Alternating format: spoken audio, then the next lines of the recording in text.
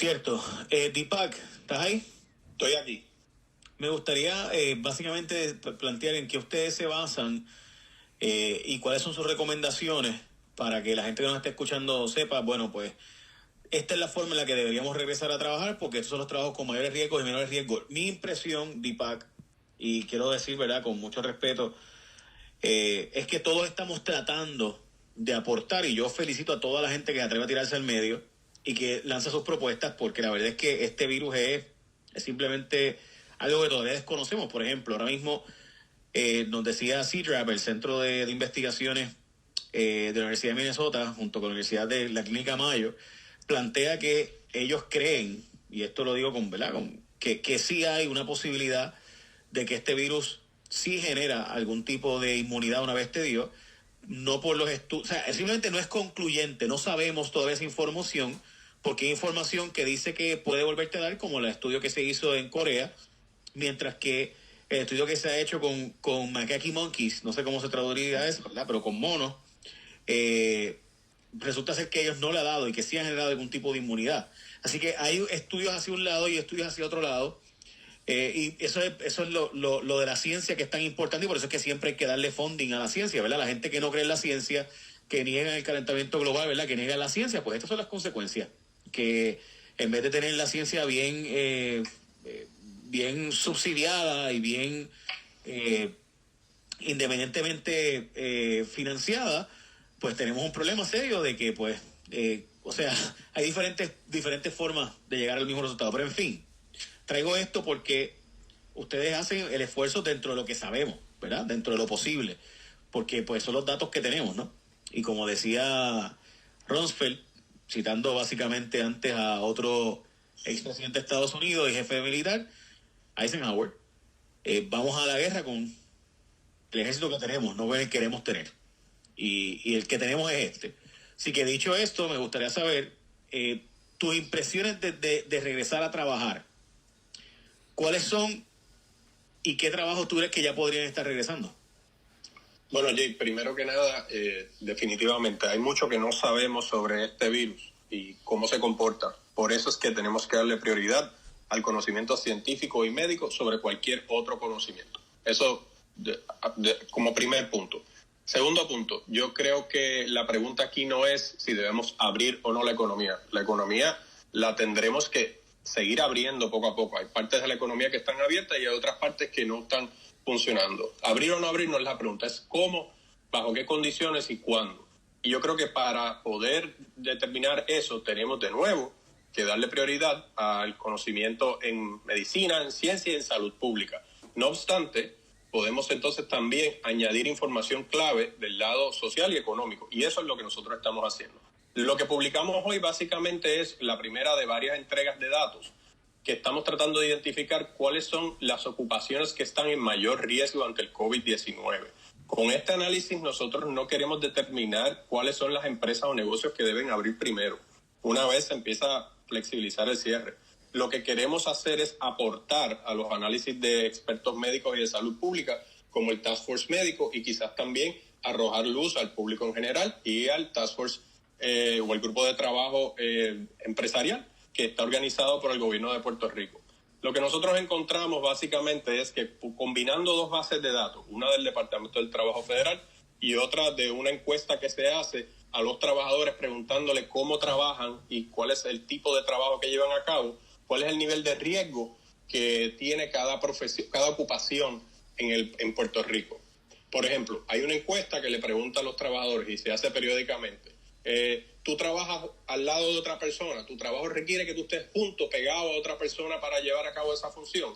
Tu trabajo es con proximidad a otras personas, o sea, tú atiendes gente de otras que vienen de fuera de tu lugar de trabajo hacia tu lugar de trabajo y tú estás expuesto en tu trabajo a enfermedades o infecciones. Esas preguntas se le hacen en esa encuesta y se hace un rango del 1 al 5 que determina cuán expuestos están a otras personas, cuán juntos tienen que trabajar y cuán expuestos a enfermedades están. Y nosotros tomamos esos datos y los combinamos con los datos del Departamento del Trabajo Federal y pudimos entonces desarrollar un puntaje de riesgo. ¿Qué es este puntaje de riesgo? Nos dice en una escala de más bajo a más alto cómo las ocupaciones se pueden hasta cierto punto identificar como riesgosas o no. De nuevo, esto es un puntaje que responde a cómo operan normalmente, fuera de un contexto de la pandemia, estas ocupaciones. Este puntaje de riesgo puede bajar o puede subir dependiendo de gestiones que lleven a cabo los patronos, gestiones que lleven a cabo los dueños de negocio, los managers, o sea, los supervisores y los trabajadores en su lugar de trabajo. Si tú le entregas careta a tus trabajadores, puede ser que estés bajando ese nivel de riesgo. Con esta información, Jay, lo que estamos tratando de hacer es decir, si van a tomar algunas decisiones y si van a planificar abrir sus empresas, tomen en consideración cómo se opera o cómo funciona cada ocupación y tomen las medidas necesarias o empiecen a planificar acorde con el nivel de riesgo de cada una de estas ocupaciones. Porque aquí es que se nos va la economía, Jay. Si abrimos demasiado temprano sin planificar, sin tomar las medidas correctas, sin hasta cierto punto hacerle caso a la ciencia y a los doctores, pues entonces vamos a encontrarnos en una situación donde vamos a tener que volver a cerrar, donde vamos a tener que volver a parar gran parte de la economía, y eso entonces va a tener otro efecto negativo y crear las repercusiones que Jaime y Jennifer estaban hablando. Quisiera hablar con Jaime y Jennifer porque los dos tienen, uno de ellas es patrono y el otro es abogado de patronos. Y me gustaría brevemente preguntarles a ellos, ¿la gente quiere volver a trabajar? La experiencia de ustedes, o la gente está diciendo, mejor me quedo en casa y cobro el desempleo. Bueno, yo tengo acceso, ¿verdad?, a las redes sociales de Noticel, en donde la gente constantemente hace comentarios, Jay, y la experiencia que he tenido es que sí, la gente quiere volver a trabajar, pero creo que más que todo porque no han visto que hay un sistema de pago por el beneficio de desempleo eficiente. Pero creo que todavía la gente tiene preocupación también de cuáles son las medidas de salubridad que tendrían en cada uno de sus espacios de trabajo. Así que antes de hacer cualquier medida de apertura, aunque sea paulatina o en fases, tiene que haber la preparación en los centros de trabajo con las medidas de higiene. Hay escasez de mascarillas todavía, o sea, hablo de mi caso personal, hace más de un mes yo pedí una orden y a mí no me ha llegado, y yo me imagino que están igual los negocios en la misma circunstancia. Así que volvemos. Yo creo que la gente quiere volver a trabajar porque hay una necesidad del pago del desempleo que no ha estado funcionando, pero hay mucho miedo, mucho temor de cómo sería el día a día cuando esas medidas de salubridad pues no están en manos de ellos, sino de los patronos. Eso es lo que he podido ver cuando nos Jaime, ¿y tu experiencia? ¿Qué te está pasando? Porque a mí, Jessica Santiago Rentas, de Recursos Humanos con Calle, me decía que conseguir empleados está bien complicado. No sé, Jaime, ¿cuál es tu experiencia? Sí, estoy de acuerdo con Jessica. Mira, Jay, yo asesoro tanto a patronos como empleados y he tenido el insumo de ambas, ¿verdad?, la perspectiva de ambos en este contexto, y he visto una resistencia de muchos empleados, sobre todo por el desconocimiento que hay de ir a trabajar. De hecho, recientemente las consultas que más han predominado en el contexto legal, Jay, han sido relacionadas a si un patrono puede exigir o no a un empleado que se reporte a trabajar, ¿verdad?, porque está confrontando problemas con que muchos empleados que está citando te están diciendo que no, que tienen miedo, que tienen inseguridad y otras cosas. Y en ese sentido, Jay, de hecho, lo estuve hablando las otras noches con Deepak, nosotros debemos seguir esos consejos o esos análisis que está haciendo el Centro para la Nueva Economía y, por ejemplo, tratar de limitar lo que está sucediendo en otros países como Taiwán, que estuve hablando con Deepak de esto las otras noches. Yo no sé si tú sabes, Jay, pero Taiwán, tan pronto escuchó el primer caso sospechoso en China, rápido tomó las medidas, había aprendido del SARS, de la experiencia del SARS hace unos años atrás, y rápido tomó unas medidas de precaución que desarrollaron durante aquella época. Y, por ejemplo, yo no sé si tú sabes, pero la economía de Taiwán no ha hecho lockdown. Ellos a toda persona que entra en el país los ponen automáticamente en cuarentena por 14 días, los monitorean a través de celulares, igual con las personas que dan resultados positivos en los trabajos.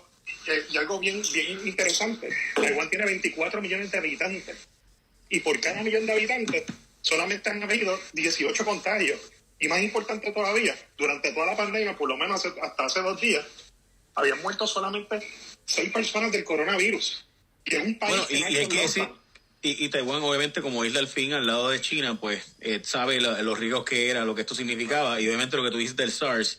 El SARS fue un ensayo para Singapur y Corea, o sea, y hay que decirlo, obviamente como acá no llegó, excepto a Canadá, básicamente el hotspot de Toronto, no fue un asunto que preocupó mucho a América, pues quizás no nos habíamos preparado para esto, como ellos sí. Permítanme hacer la pausa y regreso entonces con Deepak que nos diga los hallazgos que ellos han encontrado. Y la verdad es que antes de irnos a la pausa estábamos hablando de si los empleados quieren regresar o no. Yo creo que muchos empleados preferirían quedarse en su casa si estuvieran llegando las ayudas, pero obviamente también el problema de la gente, que nos decía el profesor Sanabria antes de tirar fuera del aire, de la gente que tiene los hijos y no puede irse a trabajar. ¿Y qué va a pasar con eso? Que simplemente no tienen con quién dejar los hijos, porque tampoco es que podemos estar arriesgando a nuestros abuelos y a nuestros vecinos y demás, y a los tíos y a las tías. Eso es complicado el asunto. Deepak, ustedes hicieron un estudio de quiénes deberían ya poder regresar a trabajar y quiénes no. Me gustaría que nos dijeras qué profesiones se entiende que ya podrían empezar a regresar al trabajo y qué profesiones todavía deben esperar un poco y buscar el mecanismo de distanciamiento social dentro de la realidad del trabajo. Bueno, Jay, primero que nada, aclaro, el estudio no está enfocado en tratar de decirle al público, esta gente puede trabajar porque está en menor riesgo o mayor riesgo. Es un estudio que funge como un ejercicio de punto de referencia para tratar de entender cuáles son las ocupaciones que tradicionalmente, fuera de un contexto de pandemia, están o no bajo unas condiciones de riesgo versus otras, ¿verdad? Y eso es lo que estamos tratando de presentar. Es decir, si tú vas a trabajar hoy y eres un dentista, tú enfrentas un nivel de riesgo mucho más alto al COVID, por ejemplo, que un economista, por darte un ejemplo. Y esto obviamente nos parece sensato porque un dentista trabaja una persona que estás lidiando con la salud bucal de esa persona y por ende pues el riesgo de transmisión es mucho más alto. Pero ¿qué pasa cuando entonces estamos tratando de comparar y mirar otros tipos de ocupaciones? Pues esa fue la tarea que nosotros nos emprendimos esa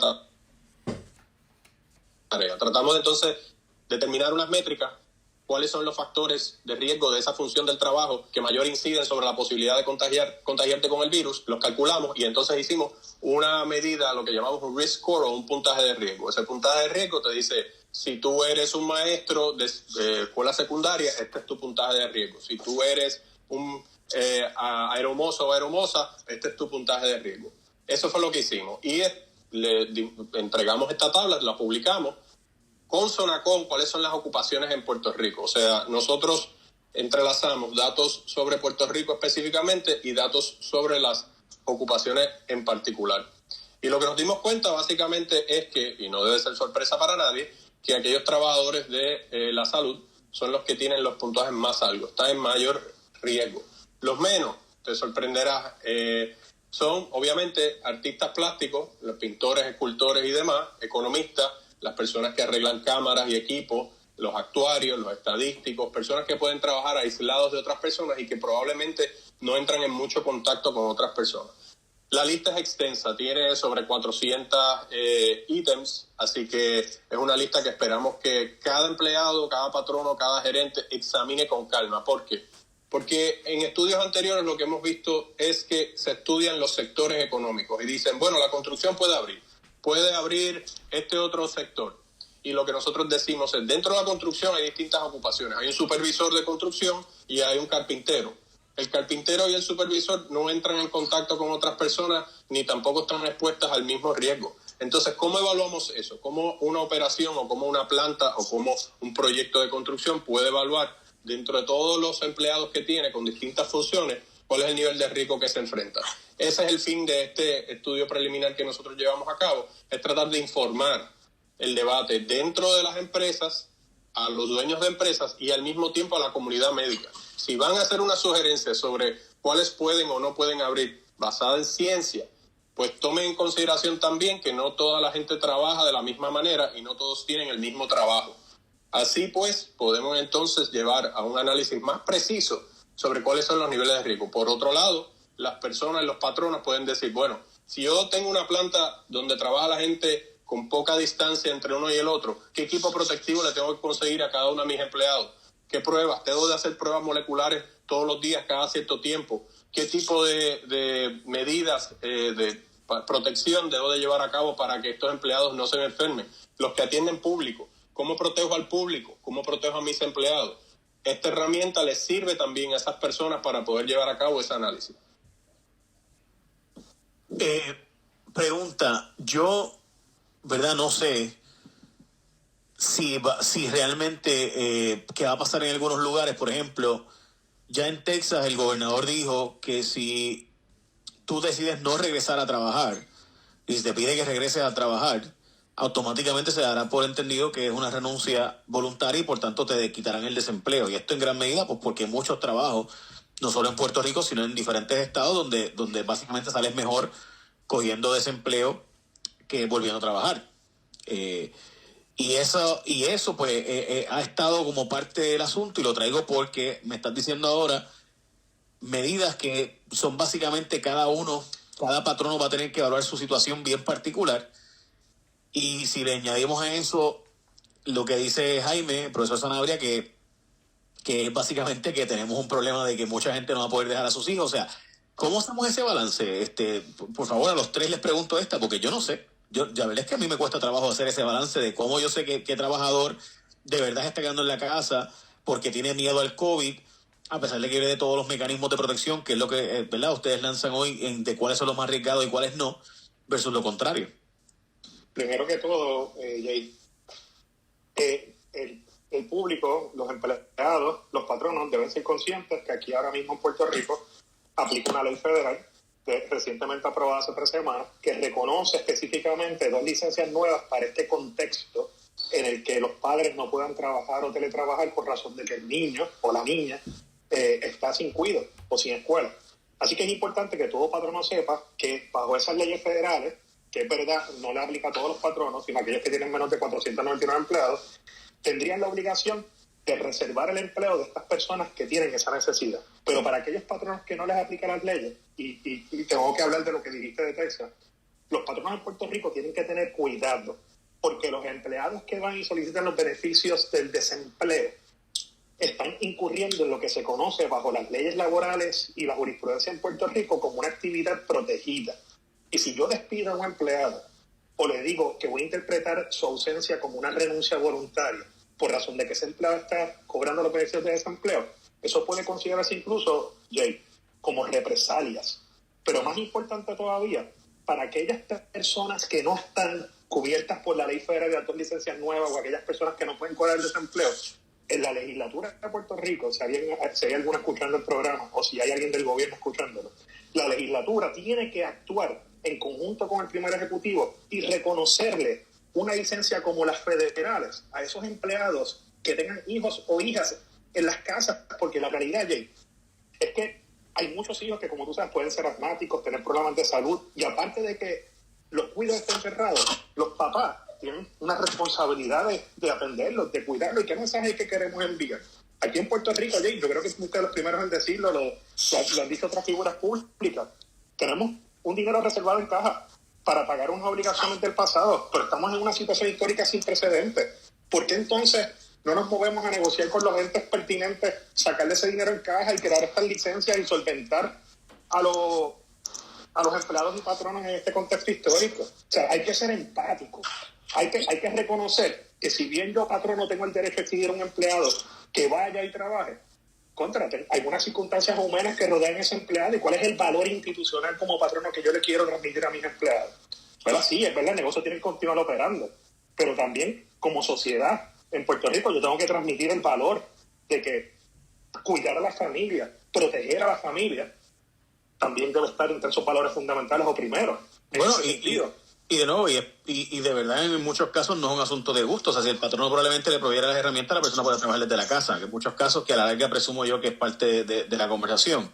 Jay, sobre ese punto, la Junta de Control Fiscal ha estado, ¿verdad?, bien pendiente de dar seguimiento a cómo está el gasto de fondos relacionados con esta emergencia, y la semana pasada en Noticel.com reportamos que todavía hay 700 millones que fueron aprobados por la Junta de Supervisión Fiscal para que el gobierno los tenga a la mano y que den informes semanales de cómo se están distribuyendo, y todavía no se ha gastado dinero de ahí. Así que lo que decía Sanabria de recurrir a estos fondos para hacer este tipo de licencia, yo creo que el dinero está ahí, ya hay 700 millones identificados y pudiese ser una opción que tiene la gobernadora ahora más inmediatamente. ¿Tú sabes lo que hace Taiwán, Jay, cuando el gobierno identifica que un empleado tiene que estar en cuarentena en la casa? Le da un 200% de incentivo contributivo a ese patrono que tiene el empleado en la casa o trabajando desde la casa. Debemos adoptar medidas similares aquí en Puerto Rico. Yo no soy un experto en economía como Deepak, ni en planificación tampoco, pero me parece que pueden haber soluciones sencillas. Es cuestión de ser creativos y pensar un poco fuera de la caja. Sí, yo creo que, aquí te habla Deepak, yo creo que este momento en que nos encontramos es uno clave. Tú le diste con el martillo al clavo. ¿Cómo balanceamos esto? Pues primero, yo creo que no podemos llegar a esta conclusión de economía versus salud. Yo creo que eso es una falsa dicotomía. Y eso lo hemos discutido y tú lo has discutido también en tus programas. Pero por el otro lado, tenemos que entonces pensar en los factores estructurales. ¿Existe la capacidad en el gobierno para poder poner en marcha los programas para paliar esta situación? Si no lo han hecho, ese debe ser el primer paso. Porque si eso no se encamina, y eso también nos abre un tema sobre capacidad institucional en el gobierno. Si esos programas no se encaminan, la presión para que estos patronos vuelvan a trabajar, la presión que siente la gente para entrar de nuevo a su lugar de trabajo es altísima. En la medida en que esa presión no se aminore, y esto se aminora de una sola manera, pongan a correr ese dinero, denle ese dinero a las personas en las manos, sáquense de la cabeza ese juicio barato de que la gente lo que quiere es estar en la casa cobrando sin hacer nada. Que no es verdad. Que no es la verdad. Ciertamente no es la verdad. Y al mismo tiempo, oye, lo que tú mencionaste, vamos a pensar cómo las empresas se tienen que empezar a pensar fuera del marco tradicional de negocio. ¿Qué tareas ya se pueden asignar remotamente? ¿Qué plataformas se pueden utilizar para abrir los negocios de una manera limitada, no poniendo en riesgo la salud de los demás? Los estudios que yo he podido examinar, históricos obviamente, y hago la salvedad de que sobre la pandemia española y la pandemia de la influenza española, y que es un momento histórico muy distinto al de ahora, pero esos resultados apuntan a que aquellos lugares que tomaron medidas restrictivas, unos lockdowns más severos, eventualmente con el paso del tiempo las economías pudieron despuntar más rápidamente porque murió menos gente, la población se vio menos afectada y por ende pudieron recobrar terreno perdido de una manera más eficiente. La lección ahí es la siguiente: nosotros no nos podemos apresurar y entonces tener una crisis mayor en nuestras manos, no solamente en las próximas semanas, sino de cara al futuro.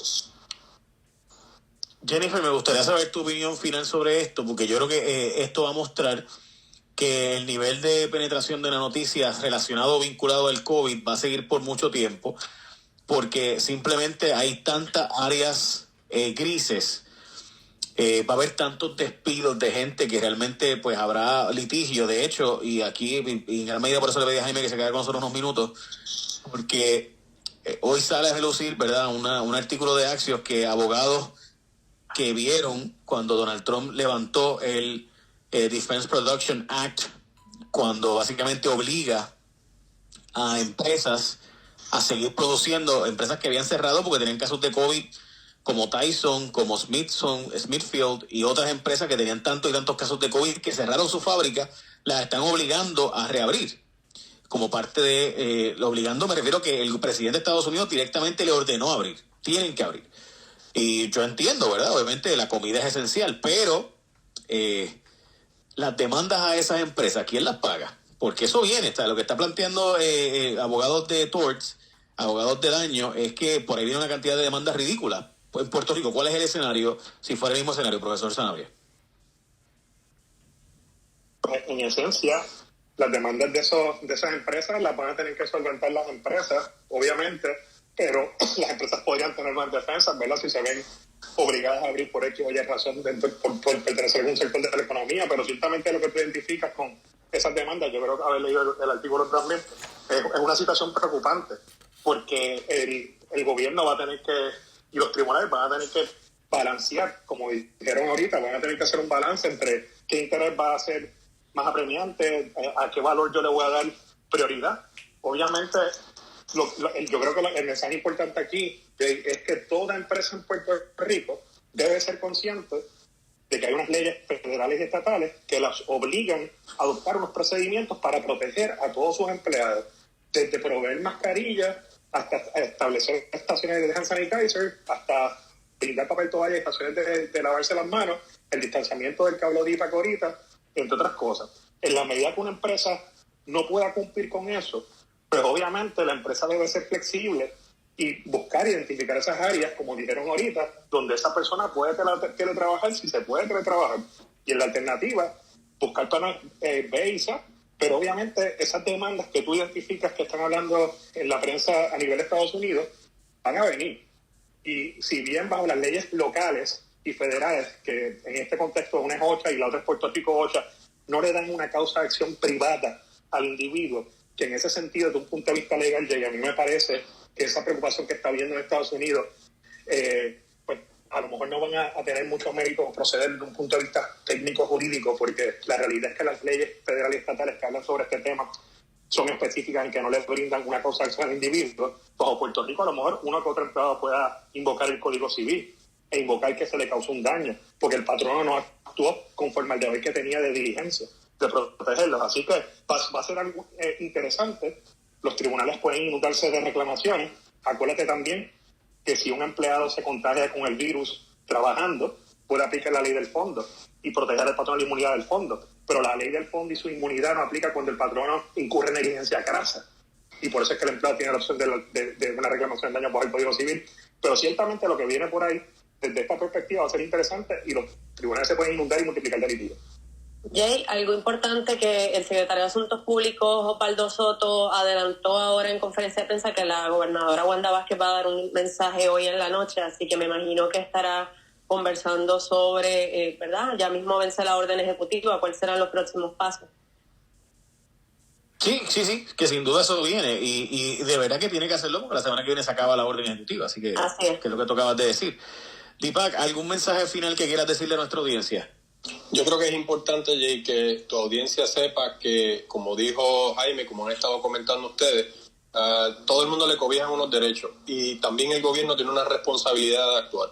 Yo creo que ningún trabajador se debe sentir presionado a tener que ir a trabajar cuando no se siente seguro o segura en su lugar de trabajo. Sin embargo, yo creo que también tenemos que agilizar este ejercicio de pensar y planificar cómo hacemos la apertura de la economía, porque aquí literalmente se nos puede ir el futuro económico de Puerto Rico. Nosotros estamos tratando de aportar esa conversación diciendo, si vas a pensar en abrir, hazlo pensando en el riesgo a la cual se exponen tus trabajadores y al mismo tiempo tus clientes. Nosotros invitamos a tu audiencia a que vayan a nuestra página grupocne.org y que vean el informe, estudien la tabla, se comuniquen con nosotros si necesitan más información. Nosotros estamos dispuestos a seguir divulgando estos datos, porque es importante no solamente que los trabajadores sepan el nivel de riesgo al cual se enfrentan, muchos ya lo saben porque el día a día de ellos es entender lo que hacen, sino también cómo lo hacemos como sociedad y cómo entonces entendemos que esas presiones que están viniendo de distintos sectores hay que manejarlas de una manera sensata y con la ciencia primero. Wow. Sí. Jaime. Sí, ahorita Jennifer hizo una invitación de incorporar a distintas personas, no necesariamente identificadas con el partido de turno, a la conversación y al análisis. Y, por ejemplo, el grupo CNE, del que está hablando Deepak, que es uno que desde el primer día estaba aportando a través de su página artículos interesantes y ángulos importantes, y como te mencioné ahorita, hay varias personas, varios grupos, varias empresas dispuestas a meter mano, a trabajar de la mano con el gobierno, a ayudar en las deficiencias que tiene. Y yo creo que tenemos que, como sociedad y como gobierno, buscar la manera de incorporar a todas estas voces y a todas estas personas pensantes y coordinarlas y meter mano inmediatamente. Yo no tengo mucho más que aportar que lo que han dicho Jennifer y Deepak, pero ese es mi pensar. Jennifer, ¿algo más? Oye, pendiente de lo que tendría que decir la gobernadora, yo pienso que es bien importante, ¿verdad? Hay una presión sumamente fuerte para que se abra ya la actividad comercial, pero me preocupa, yo recibo mensajes constantes de personas que tienen negocios que ni siquiera tienen acceso a comprar lo básico de hand sanitizer y mascarillas para sus empleados. Hay una escasez de esto. ¿Qué tipo de apoyo puede dar el gobierno también para tener acceso a esto? Desconozco, pero es bien importante que no se haga por una presión solamente económica, lo que decía Deepak, de que no es lógico establecer salud o economía, tiene que ir de la mano ambas. Mira, salió una historia ayer, y con esto terminamos, de BuzzFeed, de que el Task Force de Casablanca le recomendó al gobierno de Nueva York comprarle $69 millones a ventiladores, a un ingeniero de Silicon Valley. Resulta ser que nunca había vendido ventiladores y que nunca llegaron los ventiladores tampoco, y fue todo pues una metida de pata. $69 millones, gente. Así que no nos sentamos tan mal con los 38 millones aquí. No solamente es Apex. Muchas gracias, Jennifer. Muchas gracias, Deepak. Muchas gracias a Jaime Sanabria, Deepak de Centro de Nueva Economía. Y gracias a todos por haber estado con nosotros. Lo próximo, los Trojes Rosa.